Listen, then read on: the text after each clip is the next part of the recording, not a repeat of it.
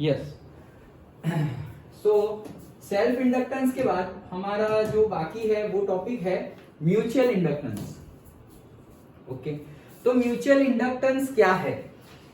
देखो, सबसे पहले तो यहां पर बात हो रही है म्यूचुअल इंडक्टेंस की। म्यूचुअल मतलब क्या? एक साथ, मतलब एक साथ। जैसे कि हम नहीं बोलते कि we are having mutual understanding, ऐसे मतलब हम दोनों में अच्छी खासी अंडरस्टैंडिंग है। म्यूचुअल अंडरस्टैंडिंग मतलब जब सपोज सामने वाला अंडरस्टैंड ना कर रहा हो तो पर्सन 1 ना कर रहा हो तो पर्सन 2 कर रहा है, पर्सन 2 ना कर रहा हो तो पर्सन 1 कर रहा है, मतलब म्यूचुअल अंडरस्टैंडिंग है। ऐसा नहीं कि एक साथ ही दोनों समझ नहीं रहे हैं, या ऐसा भी नहीं, दोनों एक साथ समझ रहे हैं तो अच्छी बात है, लेकिन दोनों एक साथ नहीं समझ रहे हैं तो उसको हम म्यूचुअल अंडरस्टैंडिंग बोलेंगे नहीं। म्यूचुअल मतलब क्या? एक साथ, मतलब एक बढ़ रहा है तो एक कम भी हो रहा है। क्यों? उसको बैलेंस करने के लिए कम हो रहा है, जरूरी नहीं है कम होना। ओके, तो यहां पर भी सेम टाइप ऑफ सिचुएशन है। म्यूचुअल मतलब हम यहाँ पे 2 की बात करने वाले हैं, तो जनरली हम लेंगे क्या? 2 सोलेनॉइड हम लेंगे। तो 2 सोलेनॉइड ले रहे हैं। ये हमारा पहला सोलेनॉइड है जिसके ऊपर वो रॉड है हमारा आयरन रॉड, उसके ऊपर उसमें हमने सोलेनॉइड बना दिया है कंडक्टर को वाइंड अप करके। ओके, तो ये कंडक्टर है, ऐसे ऐसे ऐसे ऐसे हमने उसको वाइंड कर दिया है। ओके, तो ये हमारा सोलेनॉइड है। अब अगर ये कंडक्टर में से हम आई करंट पास करें, ओके, मतलब पोटेंशियल बैटरी देंगे हम उसको, पोटेंशियल डिफरेंस देंगे तो करंट पास होगा। करंट पास होगा तो उसमें मैग्नेटिक फील्ड जनरेट होगी, ये हमें पता है।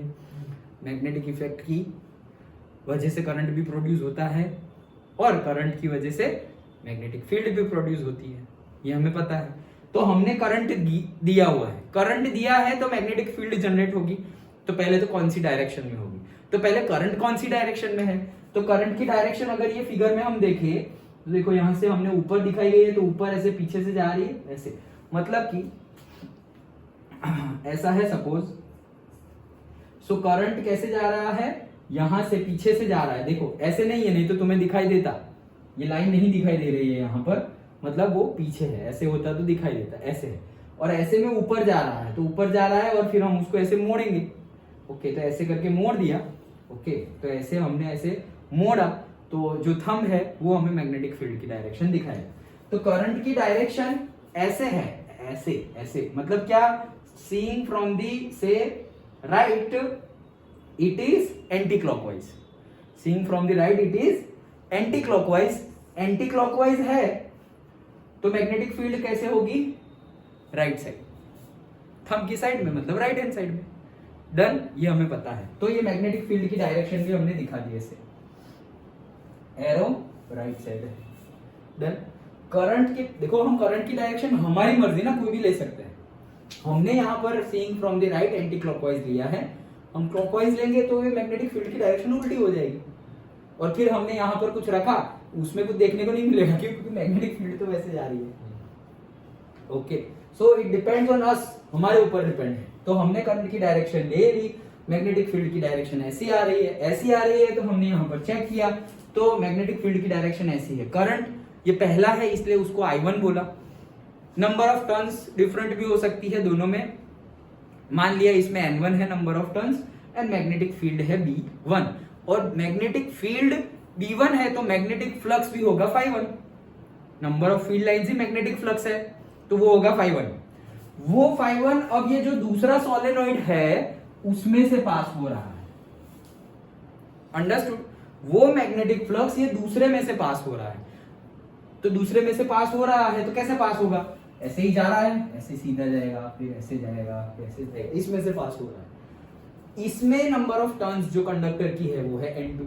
ओके, अब अगर मेरा करंट I1 जो यहां पर मैंने दिया हुआ है, सपोज हमने बैटरी कनेक्ट की हुई है, 6 वोल्ट की बैटरी है, 1 एम्पियर करंट पास हो रहा है, तो 1 एम्पियर करंट पास होगा कंटिन्यूअसली, उसकी वजह से कोई मैग्नेटिक फील्ड जनरेट होगी B1, उसकी वजह से मैग्नेटिक फ्लक्स भी है से ∅1। तो अगर करंट बढ़ा नहीं रहा है तो फिर कुछ भी बढ़ेगा नहीं, मैग्नेटिक फील्ड जनरेट होगी, ∅1 भी होगा, बट इसमें ईएमएफ प्रोड्यूस होगा नहीं, क्योंकि हमने देखा था कि ईएमएफ कब प्रोड्यूस होता है? जब change in the magnetic flux हो तब। ओके, तो अगर करंट कांस्टेंट है तो मैग्नेटिक फील्ड भी कांस्टेंट है, मैग्नेटिक फ्लक्स भी कांस्टेंट है, तो प्रोड्यूस होगा नहीं। Faraday's law of electromagnetic induction and all, ये चैप्टर खत्म होने आया, हमें सब कुछ पता ही। ओके, सो अगर करंट कांस्टेंट रहा तो तुम्हें कुछ देखने को मिलेगा नहीं, लेकिन अगर करंट तुमने चेंज किया, या तो बढ़ाया या तो कम किया, तो क्या होगा? तो करंट बढ़ाएंगे, सपोज मान लेते हैं हम इंक्रीज कर, करंट इंक्रीज करेंगे, मतलब I1 फर्स्ट सोलेनोइड का करंट इंक्रीज करेंगे I1, तो उसकी वजह से जो मैग्नेटिक फील्ड प्रोड्यूस हो रही है B1 वो भी बढ़ेगी, करंट बढ़ा तो वो भी बढ़ेगी। I is directly proportional to B, mu 0 NI नहीं लिखते थे हम। ओके, सो करंट बढ़ा I1 तो B1 भी बढ़ा, B1 बढ़ा तो Phi1 भी बढ़ेगा, Phi is equal to BA cos theta, directly proportional है। Phi1 बढ़ा तो सॉरी B1 बढ़ा तो Phi1 भी बढ़ा, Phi1 बढ़ा मतलब पहले जो था उससे इंक्रीज हुआ, मतलब चेंज हुआ, तो change in the magnetic flux, मतलब अब हमारे पास EMF आ जाएगा, E is equal to minus d phi by d t. तो d phi by d t हो रहा है with respect to time, phi magnetic flux change हो रहा है, तो मैग्नेटिक इलेक्ट्रोमैग्नेटिक EMF हमारे पास मिल जाएगा। डन। ओके, सो पोटेंशियल हमें मिल जाएगा यहां पर, वो पोटेंशियल कितना होगा से E2। यहां पर जो नंबर ऑफ टर्न्स है से N2, कैपिटल N2। ओके, सो अगर I1 बढ़ा तो B1 बढ़ेगा, और B1 बढ़ा तो Phi2 भी, मतलब B1 बढ़ा तो Phi1 बढ़ेगा, एक्चुअल में B1 बढ़ा तो बढ़ेगा क्या? Phi1, और अगर Phi1 बढ़ा तो Phi1 ही तो यहां से पास हो रहा है। ओके, Phi1 अगर वहां से पास हो रहा है तो यहां पर Phi1 पास हो रहा है, Phi1 बढ़ा मतलब d Phi1 by dt, तो मतलब EMF इंड्यूस हुआ, EMF इंड्यूस हुआ मतलब करंट इंड्यूस हुआ। डन। ओके, और उसकी डायरेक्शन एंड ऑल वो सब हमें पता ही है कैसे निकालना है, लेंज लॉ एंड ऑल हमने पढ़ लिया है। ओके, तो सिंपली अगर देखें तो Phi2 जो होगा, Phi2 तो BA cos theta, Phi is equal to BA cos theta हमें पता है। ओके, Phi2 जो होगा वो किस किस के ऊपर डिपेंड है? एक तो है N2, नंबर ऑफ टर्न्स यहाँ पर कितनी है, N2, 2 में कितनी नंबर ऑफ टर्न्स है सोलेनोइड में, सेकंड नंबर के सोलेनोइड में कितनी नंबर ऑफ टर्न्स है उसके ऊपर डिपेंड करता है। B1, B2 क्यों नहीं लिया हमने? क्योंकि यहाँ पर Phi प्रोड्यूस ही क्यों हो रहा है, मतलब EMF इंड्यूस हुआ, EMF इंड्यूस हुआ मतलब Phi2 भी चेंज हो रहा है, लेकिन आया कहां से ये? क्योंकि Phi1 चेंज हुआ उसकी वजह से, मेन उसका रीजन तो Phi1 है। तो Phi2 is equal to N2, लेकिन Phi1 चेंज हो रहा है, और Phi1 क्यों चेंज हो रहा है? क्योंकि B1 चेंज हो रहा है। सो एक्चुअली Phi का फॉर्मूला क्या है? Phi is equal to D dot A, ये हमें पता है। Okay, so N2 B1 dot A, लेकिन हमने क्या लिया है? देखो दोनों का एरिया हमने मान लिया सेम है तो A ही लिख रहे हैं, अदरवाइज हमें क्या लिखना पड़ता? A2 लिखना पड़ता। फ्लक्स 2 के लिए हमें क्या लिखना पड़ता? A2, लेकिन दोनों हमने सेम एरिया माना हुआ है, ये और ये दोनों सेम एरिया है सोलेनोइड का, तो हमने A लिया हुआ है। यहां B1 क्यों लिया समझ में आया? क्योंकि Phi2 जो प्रोड्यूस होगा वो किसकी वजह से है? Phi1 में जो चेंज आ रहा है उसकी वजह, मतलब EMF की वजह से है। EMF कहां से आया? क्योंकि Phi1 चेंज हो रहा है इसलिए। Phi1 चेंज क्यों हो रहा है? क्योंकि B1 चेंज हो रहा है इसलिए, B1 इसलिए। Understood? Okay, Phi2 is equal to N2 B1 A। Now हमें पता ही है क्या, मतलब कि Phi2 is directly proportional to I1 हम बोल सकते हैं। क्यों? क्योंकि हमने I1 बढ़ाया तो B1 बढ़ा, B1 बढ़ाया तो B1 बढ़ाया हमने, B1 बढ़ाया तो हमारा Phi1 भी बढ़ा, B1 बढ़ा तो Phi1 बढ़ा, और Phi1 बढ़ा तो Phi1 तो यहां से पास हो रहा है, Phi1 बढ़ा तो मतलब हमारा EMF इंड्यूस हुआ, EMF इंड्यूस हुआ मतलब करंट भी इंड्यूस हुआ, करंट इंड्यूस हुआ तो उसकी वजह से भी तो जहां करंट होगा उसकी वजह से भी मैग्नेटिक फील्ड होगी, तो यहां करंट है उसकी वजह से भी मैग्नेटिक फील्ड है। ओके, तो वो मैग्नेटिक फील्ड है हमारी Phi2, मतलब वो मैग्नेटिक फ्लक्स है हमारा Phi2। नाउ तो शॉर्ट में अगर देखें तो हम I1 बढ़ा रहे हैं तो Phi2 भी बढ़ ही रहा है। Okay, so Phi2 is directly proportional to I1। क्यों? क्योंकि I1 अगर हम कम करेंगे तो B1 भी कम होगा, B1 कम होगा तो Phi1 कम होगा, Phi1 कम होगा तो EMF भी कम प्रोड्यूस होगा, चेंज जो होगा वो कम होगा d phi by dt, तो EMF भी कम प्रोड्यूस होगा, EMF कम प्रोड्यूस होगा तो करंट भी कम होगा, और करंट कम होगा तो करंट की वजह से जो मैग्नेटिक फील्ड प्रोड्यूस हो रही है वो भी कम होगी, मतलब B2 कम होगी, और अगर B2 कम हुई तो phi2 भी कम ही होगा। समझ में आ रहा है? तो phi2 का लिंकेज डायरेक्टली I1 से है। Done. So phi2 is proportional to I1। समझ में आया? समझना इंपॉर्टेंट है, अदरवाइज देखने से तो हाँ हो गया, ऐसे 2-3 स्टेप लिखे हुए। एक समझना इंपॉर्टेंट है कि कैसे कनेक्टेड है दोनों। ओके, नाउ अगर ये प्रोपोर्शनैलिटी कांस्टेंट अगर हम हटाए तो phi2 is equals to m into I1, और ये m को ही हम बोलते हैं म्यूचुअल इंडक्टेंस। क्यों? क्योंकि जो phi2 में जो चेंज हो रहा है, मतलब सेकंड सोलेनोइड के फ्लक्स में जो चेंज आ रहा है, वो क्यों आ रहा है? क्योंकि I1 चेंज हो रहा है, इसलिए। डन।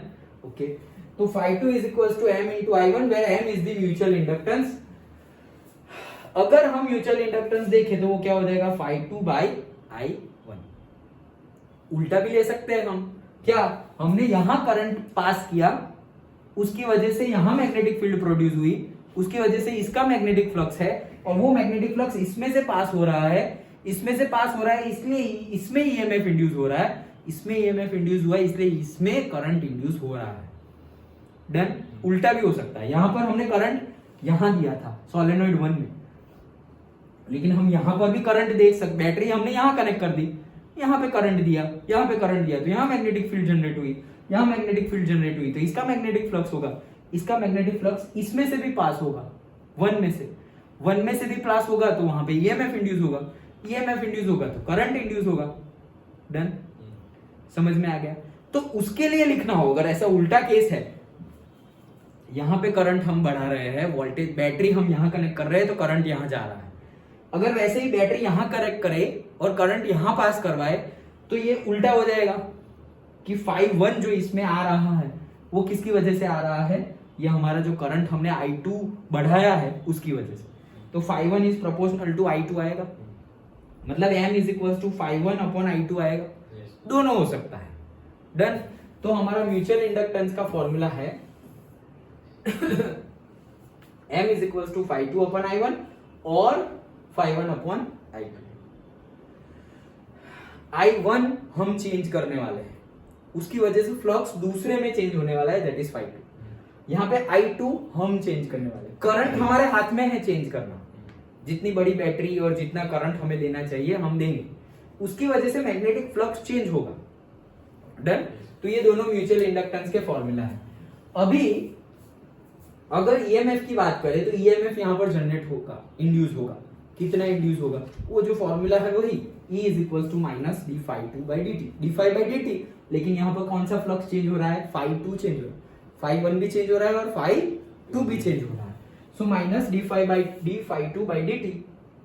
अभी phi2 का फॉर्मूला, तो phi2 का फॉर्मूला हमने लिख लिया, mi1 जो हमने डिराइव किया वो, ओके, तो mi1 यहाँ पर लिख लिया, वो लिख लिया, m कांस्टेंट है बाहर निकाल लिया, so E2 is equals to minus m di1 by dt। Simple. Now तो हमारा ईएमएफ कितना इंड्यूस हुआ? ओके, माइनस m, वहां पर क्या था? Minus l d I by d t. E कितना था? सेल्फ इंडक्टेंस की बात है, सेल्फ इंडक्टेंस में ई क्या था? जो इंडक्टेंस है वो minus l d I by d T. यहां पर म्यूचुअल इंडक्टेंस में क्या है? कितना ईएमएफ इंड्यूस हुआ? Minus m D I one by d T, वही है। ओके, वहां सेल्फ था इसलिए सब I1 भी वही है, E1 भी वही है, L1 भी वही है, यहां पर अलग अलग है क्योंकि दो सोलेनॉइड लिए हुए हैं। Done. So E2 is equal to minus m di1 by dt। अगर if I1 is equal to 1 ampere अगर हम ले, ओके, तो मतलब सिंपली अगर हम देखें कि E इज इक्वल टू, यहां पर हम अगर म्यूचुअल इंडक्टेंस की बात करिए, m is equal to phi2 by I1, अगर हमने I1 1 एम्पियर ले लिया, ओके, और ये जो हमारा म्यूचुअल इंडक्टेंस है उसका यूनिट भी क्या है? हेनरी। जैसे वो L हमारा सेल्फ इंडक्टेंस था, उसका यूनिट भी हेनरी था, इसका यूनिट भी हेनरी है। तो अगर ये 1 वेबर है, मतलब फ्लक्स चेंज इन फ्लक्स कितना है? 1 वेबर, करंट है 1 एम्पियर, तो म्यूचुअल इंडक्टेंस कितना होगा? 1 हेनरी। तो अगर पूछे कि व्हाट इज 1 हेनरी, तो इसके ऊपर से भी, फॉर्मूला के ऊपर से भी हम डेफिनेशन लिख सकते हैं कि अगर करंट 1 एम्पियर लिया, phi to 1 वेबर है, तो म्यूचुअल इंडक्टेंस होगा 1 डन। तो उसके ऊपर से भी डेफिनेशन है। सिंपल था म्यूचुअल इंडक्टेंस। म्यूचुअल मतलब दूसरे की वजह से इसमें प्रोड्यूस हुआ है, दैट्स व्हाई। अगेन बहुत सारी चीजों के ऊपर डिपेंड होता है, उसको अच्छी लोकल मतलब उसका जो लोकेशन है वो प्रॉपर होना चाहिए। एक सोलेनॉइड यहाँ है और दूसरा सोलेनॉइड तुम्हें 1 किलोमीटर दूर रखा है, और तब तुम अब इसमें कितने भी चेंजेस करो तो उसमें कोई चेंज नहीं आने वाला। इसकी मैग्नेटिक फ्लक्स जो होगी, मैग्नेटिक फील्ड होगी, फ्लक्स होगी, उसकी कोई रेंज होगी। ये सोलेनॉइड है, उसका मैग्नेटिक फ्लक्स भाई यहाँ तक पास होगा। अब तुमने 1 किलोमीटर दूर दूसरा सोलेनॉइड रखा हुआ है, उसको कोई फर्क नहीं पड़ता यहाँ तुम करंट को बढ़ा रहे हो या कम कर रहे हो। ओके, तो मैटर्स ऑन दी लोकेशन के, दोनों का लोकेशन क्या है, location in the sense distance. Okay, उनके बीच का डिस्टेंस कितना है, नंबर ऑफ टर्न्स कितनी है दोनों में, एंड फर्स्ट सोलेनॉइड में और सेकंड सोलेनॉइड में नंबर ऑफ टर्न्स कितनी है, उसके ऊपर भी डिपेंड है। ओके, तो किसके ऊपर डिपेंड नहीं है, वैसा भी क्वेश्चन पूछ सकते हैं। तो फॉर्मूलाज देखो सारे, अगर वो चीज आ ही नहीं रही है तो उसके ऊपर डिपेंडेंट नहीं है, और अगर वो एक भी टर्म वहां पर आ रही है तो उसके ऊपर डिपेंडेंट है। ओके, ये तो क्वेश्चन पूछे जाते हैं इसलिए मैं बता रहा हूं। Now again important topic, actually अलग से टॉपिक वाइज बुक में नहीं दिया हुआ है, बट वही एक ही टॉपिक में दोनों दिखाया गया है। ओके, तो हमने अलग से टॉपिक लिया हुआ। ओके, तो ये पूछा जाता है अगेन डिराइव करने के लिए। म्यूचुअल इंडक्टेंस का फॉर्मूला हमने बोल तो दिया, m is equal to phi2 by i1 और m is equal to phi1 by i2। ये तो बहुत बेसिक फॉर्मूला हो गया। ओके, और डिटेल में हाँ, और डिटेल में बोले तो डिराइव करते हैं। Okay, very important. Mutual inductance of two coaxial solenoids. तो हम म्यूचुअल इंडक्टेंस की बात कर रहे हैं। अब हम देखेंगे सर यहाँ 2 सोलेनॉइड तो है नहीं, एक ही है, एक नहीं है, 2 है। वो रॉड जिसके ऊपर कंडक्टर वाइंड किए हुए है वो एक है, लेकिन 2 अलग अलग नंबर ऑफ टर्न्स है, मतलब कि 2 सोलेनॉइड है कोएक्सियल, मतलब दोनों की एक्सिस सेम है। कोएक्सियल, दोनों की एक्सिस सेम है क्या म्यूचुअल इंडक्टेंस? अभी जो हमने किया वही ऑफ टू कोएक्सियल सोलेनॉइड्स। अभी हमने 2 ऐसे लिए थे, अभी हमने एक के ऊपर ही 1 2 ले लिए हैं। मतलब कि ये हमारा सोलेनॉइड है, जो ऑरेंज कलर से कंडक्टर है, ये कंडक्टर है, ऐसे गोल गोल गोल, तो कैसे गया, ऐसे करके आया। ये हमारा एक, मतलब ये इसके ऊपर मैं ऑरेंज कलर की एक थ्रेड, मतलब वो कंडक्टर है, वो ऐसे वाइंड कर रहा हूं। अभी उसी के ऊपर मैं दूसरे कलर, ग्रीन कलर की भी थ्रेड ऐसे वाइंड कर रहा हूं। तो ऐसे सिलिंड्रिकल शेप में तुम करोगे तो उसको ही तो सोलेनॉइड बोलते हैं। ओके, तो एक के ऊपर ही दोनों है, लेकिन है 2, सेम नहीं। अंडरस्टूड? तो पहला एक है, सपोज आयरन रॉड ले लिया, ये आयरन रॉड है, उसके ऊपर मैंने ऐसे पहला कर दिया, वो एक सोलेनॉइड हो, उसी के ऊपर मैं दूसरा कर रहा हूं, लेकिन जहां फर्स्ट लूप थी, मतलब नंबर ऑफ टर्न्स थे, तो फर्स्ट टर्न जो था, फर्स्ट टर्न वो यहां था, तो वो दूसरी जो सोलेनॉइड है उसका भी फर्स्ट टर्न वहां नहीं होगा, उसके आगे या उसके पीछे होगा, एग्जैक्टली उसके ऊपर नहीं होगा, नहीं तो फिर तो सेम हो गया। डन? तो हमने ये 2 सोलेनॉइड लिए हैं। पहला देखो, जूम करते हैं थोड़ा, हाँ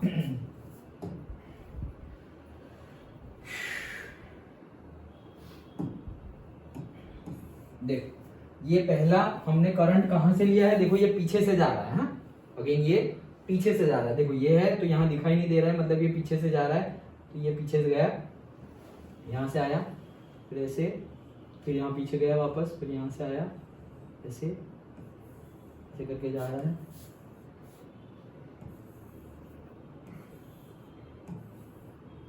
ऐसे नीचे आ रहा। डन?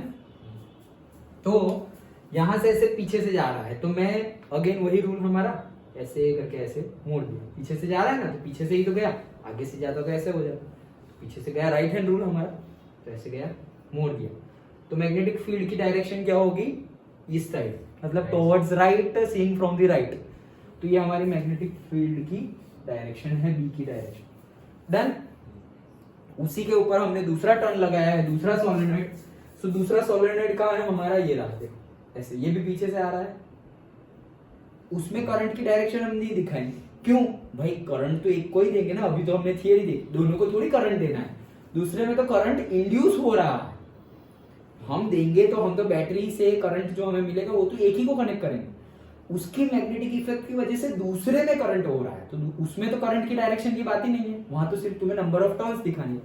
तो ये ऐसे पीछे से गया, ये ऐसे पीछे से गया, ऐसे आया, फिर आगे से ऐसे, फिर वापस पीछे, जैसे आगे, वापस पीछे, फिर आगे, फिर ये पीछे, फिर वापस आगे। समझ में आया? डन। ओके, तो ये दो हमारे सोलेनोइड है। ओके, चलो, तो दो सोलेनोइड हमारे हो गए। लेंथ है हमारी L और एरिया ऑफ क्रॉस सेक्शन है हमारा एक ही रॉड पर, या दोनों सोलेनोइड एक जैसे ही दिख रहे हैं, मतलब एरिया हमने सेम ले लिया है, लेंथ भी उनकी क्या है, सेम है। नाउ अगर हम I1 है हमारा अगर, तो B1 कितना होगा, μ0 Ni हमें पता है सोलेनोइड के लिए। ओके, तो μ0 N1, ये N1 क्या था, N1 के करेक्ट फर्स्ट, लेकिन पर यूनिट लेंथ, ये स्मॉल n है, वो कैपिटल N था। कैपिटल N1 मतलब number of turns, small n1 मतलब नंबर ऑफ टर्न्स पर यूनिट लेंथ, मतलब small n1 is equals to capital N1 upon L। Okay, तो N1 I1 ये हमने देख लिया है पहले। Again B1 is equal to μ0 N1 की जगह हमने लिखा N1 by L I1। अब वही सेम फंडा, I1 अगर हम बढ़ाएंगे तो B1 बढ़ेगा, B1 बढ़ेगा तो φ1 बढ़ेगा, φ1 बढ़ेगा तो E2 प्रोड्यूस होगा, E2 प्रोड्यूस हुआ तो I2 प्रोड्यूस होगा, I2 प्रोड्यूस हुआ करंट, तो उसकी वजह से भी मैग्नेटिक फील्ड होगी B2, उसकी मैग्नेटिक फील्ड है B2, तो उसका मैग्नेटिक फ्लक्स भी होगा φ2। डन। तो φ2 is equals to N2, NBA ही है हमारा formula. So φ2 is equals to N2 number of turns. B1 क्यों यहां पर B1, क्योंकि B1 की वजह से ही तो φ2 आ रहा है। ओके, तो B1 इंटू यहां पे मैं लिखता A2, लेकिन दोनों का सेम है इसलिए A। डन। ओके, तो N2 B1 A। Now mutual inductance का फॉर्मूला हमने इससे पहले ही डिराइव किया, φ2 by I1। φ2 by I1, φ2 क्या है देखो, हम φ1 by I2 भी ले सकते हैं, लेकिन हमने करंट दिया हुआ है I1 में, I2 तो हमने इंड्यूस किया है। ओके, तो जो इंड्यूस किया उसका फॉर्मूला नहीं लेना है, जो हमने दिया उसका फॉर्मूला लेना है। तो हमेशा तुम चूज कौन सा करोगे, अगर तुमने I1 दिया हुआ है वोल्टेज करंट, तो तुम्हें φ2 by I1 वाला फॉर्मूला लेना है।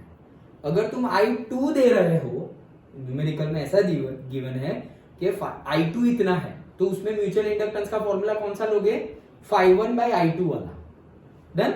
Okay, so φ2 by I1। Now φ2 क्या है, तो φ2 अगेन N2 B1A, ये जो था वही B1A cos थीटा, तो B1A, अभी B1 की डायरेक्शन हमने अभी निकाली थी, राइट साइड में थी। एरिया, तो ये सोलेनोइड है, उसका एरिया परपेंडिकुलर, तो वही साइड आई, एंगल कितना हो गया 0, तो cos 0। N2 B1 की वैल्यू पुट कर देते हैं, μ0 N1 L I1, cos 0 1, ये तो गया। तो ये φ2 है और ये I1 है, ये I1 को मैं नीचे लेके आ गया, तो φ2 by I1 हो गया, φ2 by I1 तो m है, तो वो m हो गया। यहाँ क्या बाकी रहा, μ0 N1 N2 A, ये I2 यहां आ गया था L, म्यूचुअल इंडक्टेंस का फॉर्मूला आ गया μ0 N1 N2 A divided bye L। मतलब किस किस के ऊपर अभी डिपेंड है, देखो μ0 मतलब कि permeability of the free space, क्योंकि सोलेनोइड में हमने इसमें अंदर एयर ही है, समझ लो, कुछ भी हमने अंदर कोई सॉफ्ट आयरन या कोई मटेरियल या कोई दूसरा मटेरियल, मतलब कोई गैस भर दिया हो, ऐसा हमने कुछ किया है नहीं। अगर ऐसा करते तो μ0 की जगह म्यू आ जाता, permeability of that particular medium. Done. लेकिन हमने कुछ भी नहीं किया है, तो म्यू जीरो ही रखा हुआ है। म्यू जीरो N1 के ऊपर भी डिपेंडेंट है, मतलब फर्स्ट सोलेनोइड के नंबर ऑफ टर्न्स कितने हैं, N2 के ऊपर भी डिपेंडेंट है, मतलब सेकंड सोलेनोइड के नंबर ऑफ टर्न्स कितने हैं, और उनका area of cross section and length कितनी है, सबके ऊपर डिपेंडेंट है। Done. Okay, now for a medium inside the solenoid, वही चीज कि अगर कोई दूसरा मीडियम हो, म्यू जीरो नहीं लेंगे, वो मीडियम लेंगे, और वो मीडियम के बजाय उसकी परमेबिलिटी जो होगी वो आएगी म्यू, तो m is equal to mu N1 N2 A divided by n। Simple, ये डेरिवेशन पूछा जाता है। वो इससे पहले जो किया phi2 by I1 और phi1 by I2, उसकी कंपेयर में this is asked. Okay, more understood? Simple है। ओके, तो ये था हमारा mutual inductance of two coaxial solenoids. उसके बेस पे न्यूमेरिकल है वो देखते हैं।